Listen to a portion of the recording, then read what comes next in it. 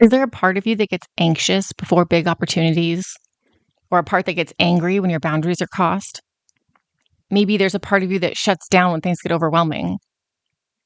If you're like most people on a healing journey, you've probably spent a lot of time trying to fix these aspects of yourself because they're annoying or they get in the way of you doing the things that you want to do most. Get rid of the anxiety, eliminate the anger, override the shutdown.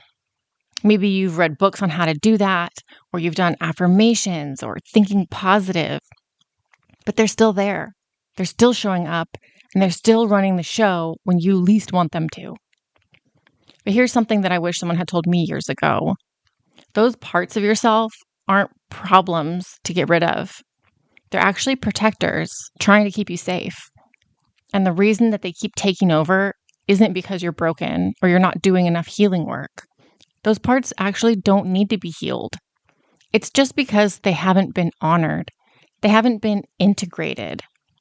And that's what we're talking about today, integration. It's one of the most misunderstood and most essential parts of the healing journey. We're going to explore what it means to integrate the different parts of yourself. And we're also going to talk about integrating your experiences, both the traumatic ones and the spiritual breakthroughs that you've had. Because the truth is, healing isn't about becoming perfectly calm or always positive. It's about becoming whole. And wholeness means honoring every part of you, even the messy, protective, and sometimes overwhelming parts, and learning to work with them instead of against them.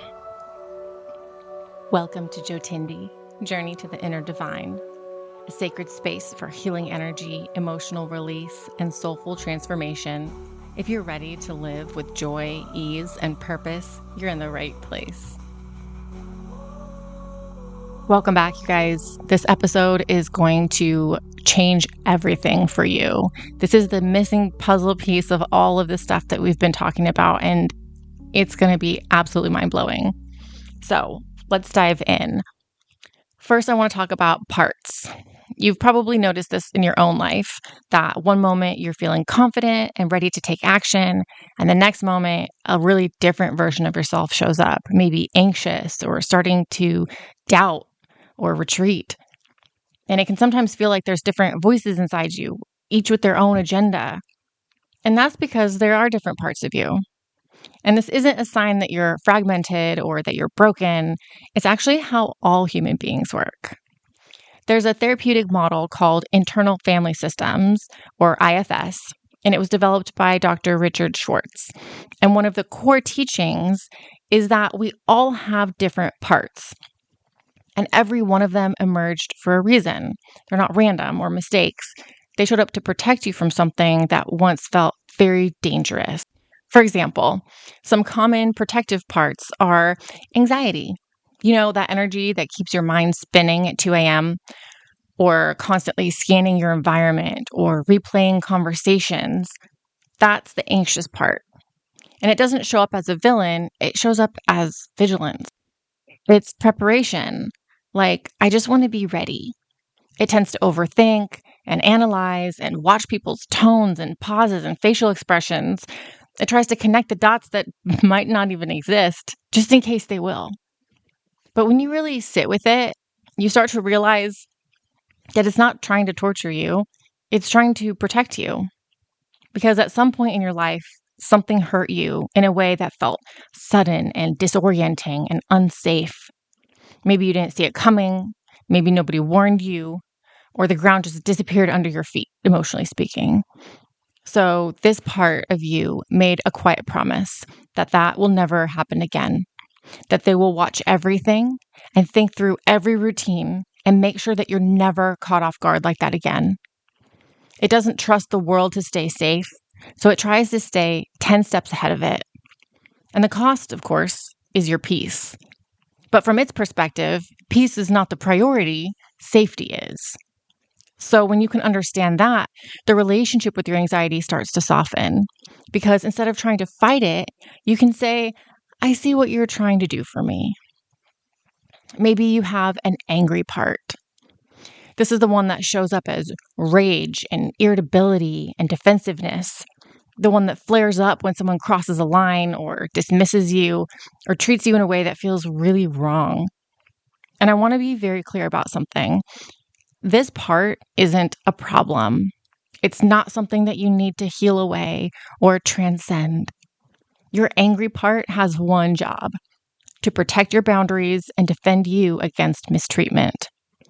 It emerged because at some point, maybe once or maybe many times, unfortunately, you were violated or dismissed or hurt.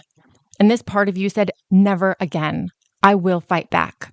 I will make sure that we are never powerless like that again. And here's the part that I need you to hear because it is so important. A lot of spiritual spaces will shame you for your anger. They'll tell you that high vibe people don't get angry, or that you need to let go and forgive, or that anger is a low frequency emotion that you're supposed to rise above. And that kind of toxic positivity can sometimes cause more trauma. Because when you're told that your anger is bad, that it makes you unspiritual, or that you need to suppress it and choose love instead, what you're really being told is that your boundaries don't matter, that what was done to you doesn't matter, that you should stay small and stay quiet and don't make waves. But your anger is sacred. It is information. It is your soul's alarm system saying, this is not okay. This violates something core to who I am. And when you honor it instead of suppressing it, when you listen to what it's trying to protect you from, it becomes one of your greatest allies. Not a force of destruction, but a source of clarity and self-respect. So if you have an angry part, I want you to know she is not the enemy. She's the fierce protector who refused to let you disappear. Maybe you have a shutdown part, the one that shows up as numbness or dissociation or exhaustion or just complete avoidance. When things get too overwhelming, this part takes you offline, disconnects you from feeling too much because at some point in your life, staying present was too painful. And this part isn't lazy or weak. It's protecting you from being flooded by more than what your system can handle. There's also the perfectionist part. You might recognize this part, the one that's never satisfied, that says nothing you ever do is good enough. This part shows up as relentless self-criticism, overworking, and the constant feeling that you are one mistake away from being exposed or rejected. It emerged because at some point, you learned that mistakes meant punishment, abandonment, or shame. So this part of you decided that if it could just be perfect, you would finally be safe. And there's also the people pleaser. Many of you will recognize this part as well. This is the one that says yes when you mean no. The one that abandons your own needs to take care of everybody else. This part shows up as constant accommodation or difficulty setting boundaries or feeling responsible for other people's emotions. It showed up because love felt conditional. You learned that your worth depended on keeping others happy. So this part became an expert at reading the room and making sure that everyone else was okay, even if it meant that you weren't. And those aren't your only parts. Your parts are going to be unique to you. These are just examples of some common ones. And here's what's important to understand about it, that every single one of these parts showed up because at some point in your life, you needed them. They weren't trying to sabotage you. They were trying to save you. And in many cases, they did. The problem is that they're still operating from old information. They think that the threat is still present. They think that you need that level of protection still. So they take over, even when you consciously don't want them to. And when your parts are not integrated, your parts are like an inner child, except you have like many of them, one for each mood. And just like children, when you haven't acknowledged them, when you've been trying to eliminate or override them, they get louder. They fight harder for control because from their perspective, if you're not listening, they need to make you listen. What they have to say is not just important, it's pivotal to your survival. And that's why the anxiety gets worse when you try to force yourself to just be positive. That's why your anger explodes when you've been suppressing it. And that's why shutdown happens right when you're trying to show up fully. And while it may feel like it, they are not the enemy. They are sacred parts of you that don't trust that you're paying attention. And when you try to eliminate a part instead of integrating it, you're creating more energetic resistance. The energy of that part doesn't go away. It just goes underground and it festers. Integration is how you clear that stuck energy by bringing it into conscious relationship. So let's dive into what integration actually means now. If we're talking about integrating our parts, integration doesn't mean getting rid of the parts. And it doesn't mean that you're never going to feel anxious or angry or overwhelmed again. Integration means bringing these parts into relationship with your core self, the calm, wise, compassionate version of you that exists beneath all the protection. When a part's integrated, it doesn't have to run the show anymore. It can step back and trust that you, yourself, your wise self, are in the driver's seat. It can show up when it's genuinely needed, but it doesn't have to be on guard 24/7 because it knows that it's been heard and that you're taking it into consideration when you're making your choices. So, what this looks like in real life before integration, your anxious part maybe takes over completely. You can't think clearly. You're stuck in worry loops. You feel like the anxiety is you. You're enmeshed with that feeling. You can't separate yourself from the experience. You are anxious rather than you feel anxious right now. But after integration, your anxious part shows up and says, "Hey, I'm noticing something that feels risky." And your self responds, "Thank you for looking out for me, but I've got this. You can relax." The anxiety is still there, but it's not in control. It's been heard, it's been honored, and because of that, it can soften. And integration isn't just about parts. It's also about experiences, specifically integrating traumatic experiences after you've processed them and integrating spiritual breakthroughs and peak experiences. Let me explain both of those real quick. When you experience trauma, your brain stores it differently than regular memories. It gets fragmented. It gets stored in your body in sensations and images and emotions, but not as a cohesive narrative the way most of your memories do. And that's why traumatic memories can feel like they're happening right now, even though they happened a couple years ago, because your brain hasn't fully processed them as the past. It just responds to a trigger and recalls fragments of the memory. Processing trauma helps your brain reorganize those fragments into a coherent story. But processing isn't the end. You also have to integrate it. Integrating means that your memory exists, but it no longer has such a strong emotional charge. You can think about it or retell the story without your entire nervous system activating. It becomes a part of your story, something that happened to you, but not something that defines you. And you've extracted the lessons, the wisdom, the growth, and you carry those forward without carrying the wound.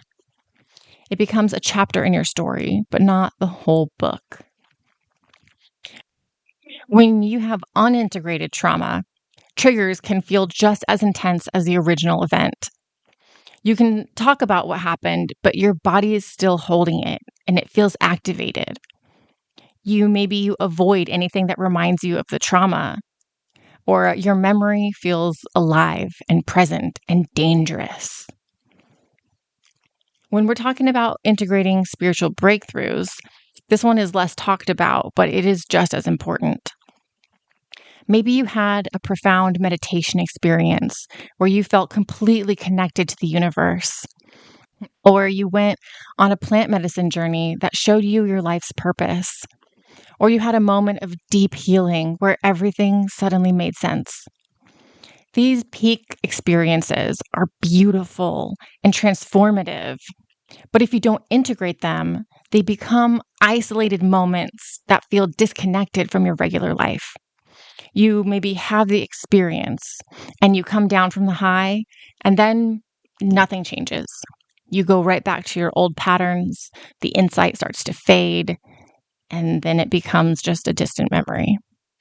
So, what does integration actually mean when we're talking about spiritual experiences? Integration means taking the wisdom from that breakthrough moment and weaving it into the fabric of your daily life.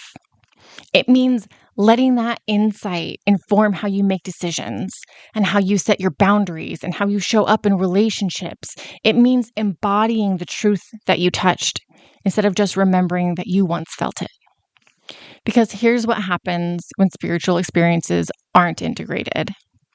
You find yourself constantly chasing the next peak moment because the last one didn't seem to stick.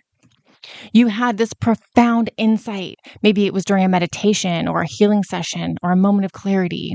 But a week later, you're back to the same patterns and nothing's actually changed. Or maybe you have these beautiful realizations, these moments where everything makes sense, but your behavior doesn't shift. The wisdom stays up in your head, conceptual and distant, instead of landing in your body and showing up in your actual life.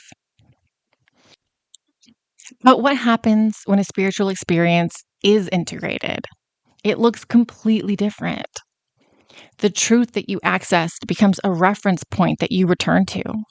When you're making a decision, you can feel that knowing in your body, and your actions start to align with what you now understand to be true. You're not just thinking about the insight, but you're living from it.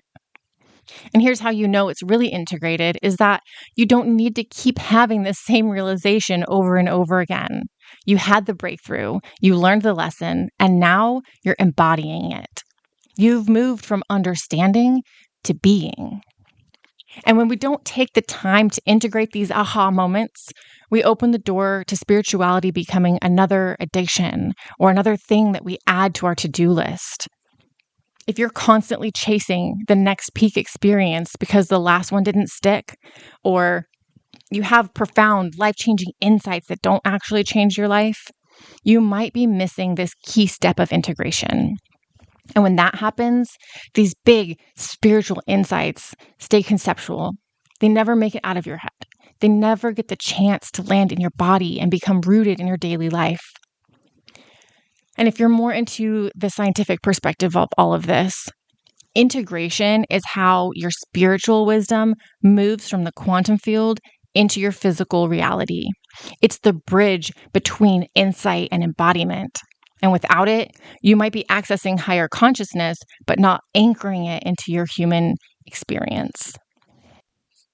So many healing modalities and so much toxic positivity in spiritual spaces will tell you that the goal is to eliminate your negative parts, to get rid of the anger, to release the fear, to transcend the ego, to don't bring the vibe of the group down. And I get why that's appealing. Who wouldn't want to just not have those parts anymore? But the truth is, eliminating those parts isn't actually possible. And more importantly, it's not desirable when you really think about it. These annoying parts of you are parts of you. They emerged from your own psyche to protect you at a time when you needed it the most. And trying to get rid of them is like trying to cut off your own arm. You're not going to be okay if you do that. And the more you fight them, the stronger they become. Because each part holds valuable information. Your anger knows where your boundaries are. Your anxiety knows what matters to you because you only worry about things you care about. Your shutdown knows when you're truly overwhelmed and need rest. And when you eliminate a part, you lose access to that wisdom. And elimination is going to create more fragmentation, not less. Integration is about becoming whole, about bringing all the parts of yourself into relationship, whereas elimination is about rejecting parts of yourself, which creates more internal conflict and shame. And this is why it is so important to be discerning when you choose someone to follow for guidance. Everyone is on a different path, and what works for someone else is not necessarily going to work for you.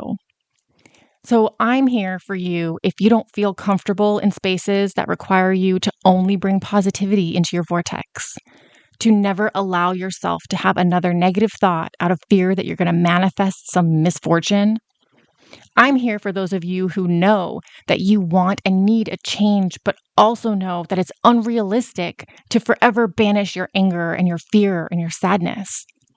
I'm here for you if you want to truly learn to love yourself, enjoy and relish in the fun and joyful, and still know that low vibration emotions, while uncomfortable, are all part of the growth process. That you can learn to appreciate them and respect them, even if you don't necessarily like them. Because you don't have to fix yourself.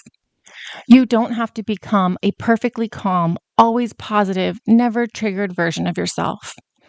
You just have to build a relationship with all of your parts, the messy ones, the protective ones, the loud ones, and learn to be the compassionate leader of your internal system.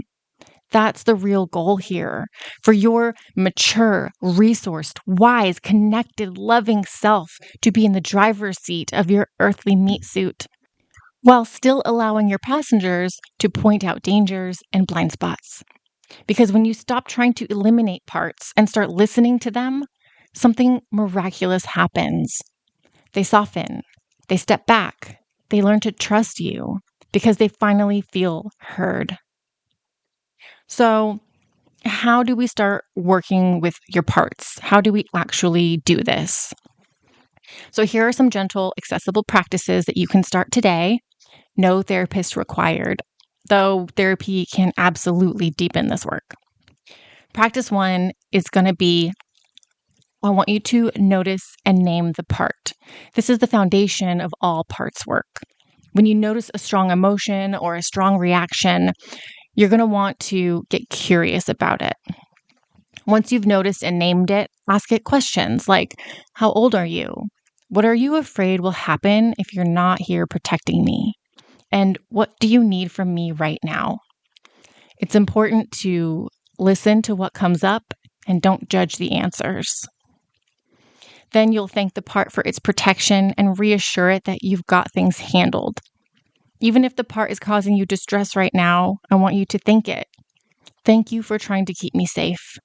You did your job and you helped me survive. The danger that you're remembering isn't happening right now. We're safe. I've got this, so you can relax. I won't let us get hurt. This works because parts stay activated when they don't trust that you are aware and capable. When you show up as a calm and compassionate leader, they can finally rest. Now, I want to briefly go over integrating traumatic experience. Obviously, the best way to do this is with a trauma-informed professional, but there are some questions that you can journal on to help deepen your integration on your own. So if this is something you're interested in diving into, grab a journal and ask yourself, what did I learn from this experience? I want you to be careful not to victim blame yourself. That's not what we're looking for. For example, my most recent trauma taught me a lot. I learned that I need to take better care of myself, to not put so much pressure on myself to be perfect all the time. I learned that even when bad things happen, there can be some good that comes out of it.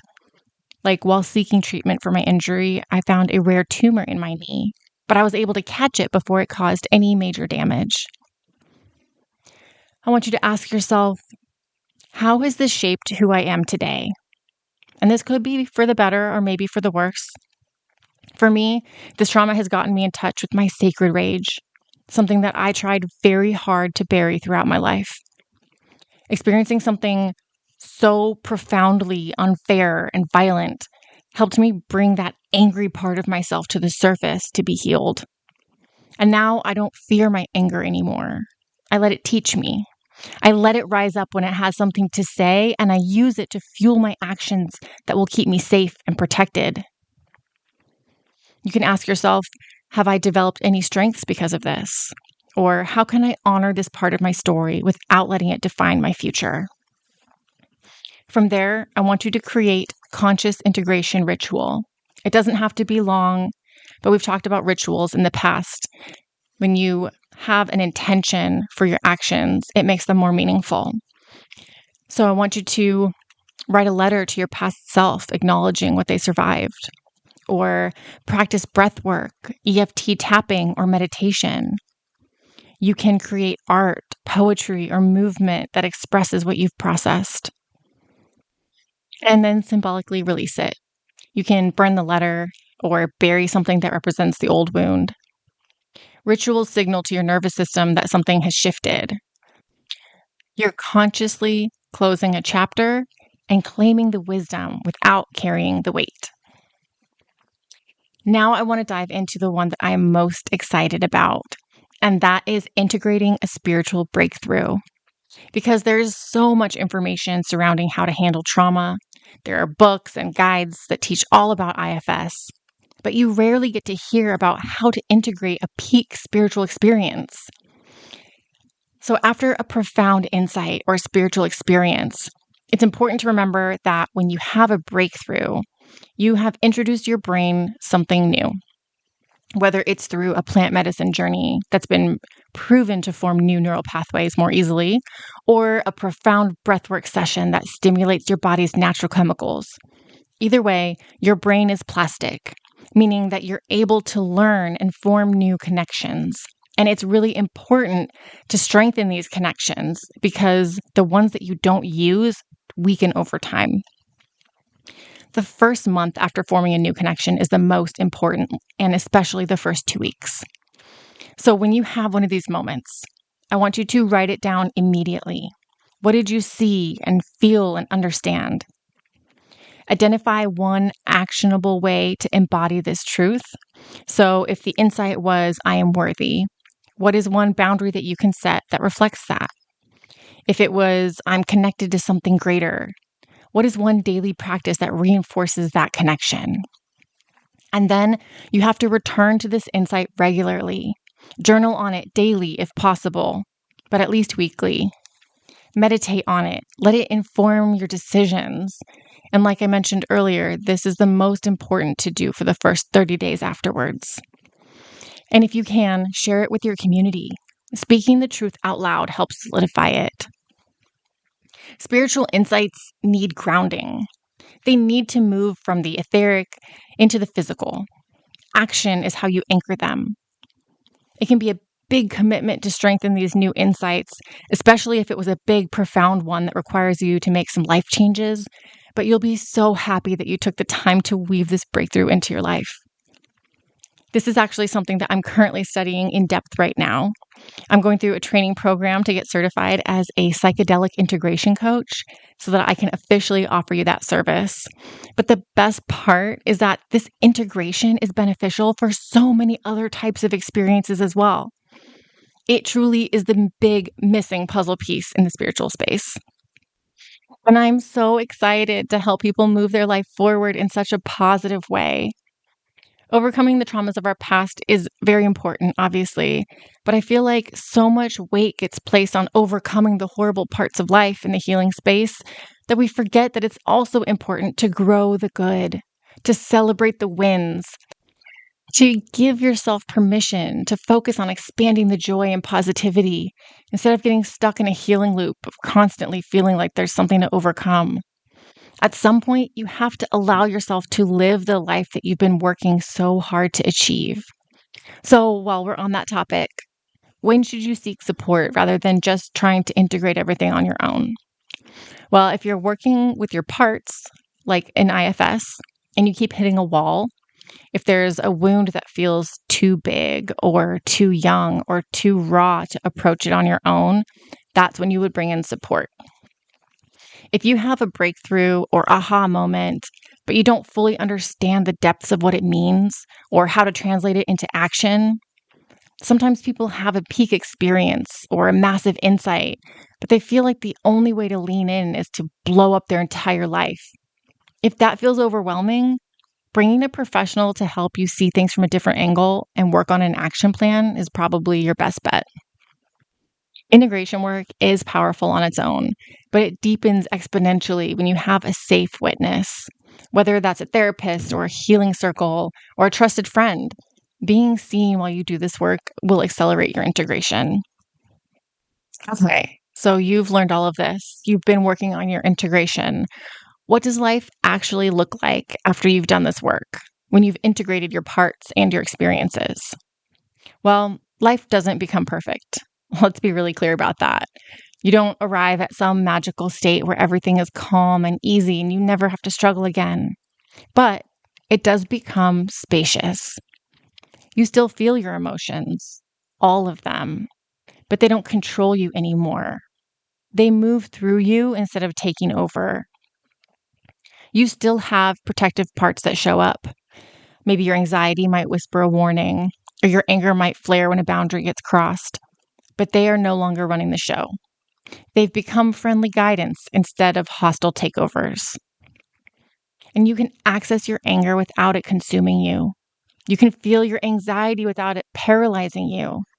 And you can rest when you're overwhelmed without a voice in your head screaming that you're failing or falling behind. You can make decisions from your wise self, that calm, grounded, compassionate center, instead of your wounded parts that are still reacting to old pain. And maybe the most importantly, you trust yourself to handle whatever comes your way, because all of you is finally working together instead of being at war. And that's the peace that comes with wholeness, because integration is the opposite of perfection. It's not about eliminating the messy parts or the protective parts or the parts that carry old wounds. It's about honoring them, listening to them, and becoming the compassionate leader of your own internal world. And when you do that, when you stop trying to fix yourself and start holding space for all of you, that's when you finally feel whole. Not because everything is fixed, not because you've transcended your humanity or become some perfectly healed version of yourself, but because you've stopped abandoning yourself. And here's what that creates in your life. When you're integrated, aligned action becomes natural. You're no longer being hijacked by parts that are still fighting battles from 10 years ago. You're no longer making decisions from fear or reactivity or the desperate need to protect yourself from something that isn't even happening anymore. You're free. You're free to move forward with clarity, with groundedness, and with trust. You're free to live your truth instead of from your wounds. And that is what integration offers you. Not perfection, but wholeness. And wholeness is so much better. So, just a quick recap of what we went over today. You have different parts, and they've all emerged to protect you. And integration isn't about eliminating them, it's about bringing them into relationship with yourself. And when your parts are integrated, they can soften and step back and trust you to lead. And integration also applies to experiences, both traumas that you've processed and spiritual breakthroughs that you've had. And you can start this work on your own with simple practices, and you can seek support when you need to go deeper. If, while listening to this episode, the parts work piqued your interest, I want you to pick one protective part that shows up regularly in your life and practice these first 4 steps. 1, notice and name it. 2, get curious about it. 3, thank it for protecting you. And 4, reassure it that you have got this. And do this every time that part shows up for the next 7 days, and just notice what shifts. If integrating an experience sounds more in line with your needs, I want you to create a short ritual that you can do, whether it's something creative or a short dance session to get your body moving, or a breathwork exercise where you focus on the lessons you've received. Practice it daily for a week and notice what comes up. And if you're ready to take this work even deeper, you can join the discussion over at the Jotindi Facebook group. There's a link in the show notes, or you can just search it up yourself. It's easy to find. And don't forget to get on the wait list for the Oracle Within. It's the free 5-day event that's all about reconnecting with your intuition and your inner wisdom. And just as a final send-off, I need you to remember, you don't need to eliminate parts of yourself to be whole. You just need to stop fighting yourself and start listening. Because every part of you, the anxious one, the angry one, the shut down one, the overwhelmed one, they're all trying to help you. And when you finally hear them, when you honor them, when you integrate them, that's when you become free. Thank you so much for being here with me today. This episode is so profound. If you can think of anybody that you would like to share this with, please do. You don't know how much of an amazing impact you could have on their life. If you have any feedback or questions, please feel free to email me. It's Mariah@mariahaurora.com. And until next time, remember, there is no path to happiness. Happiness is the path.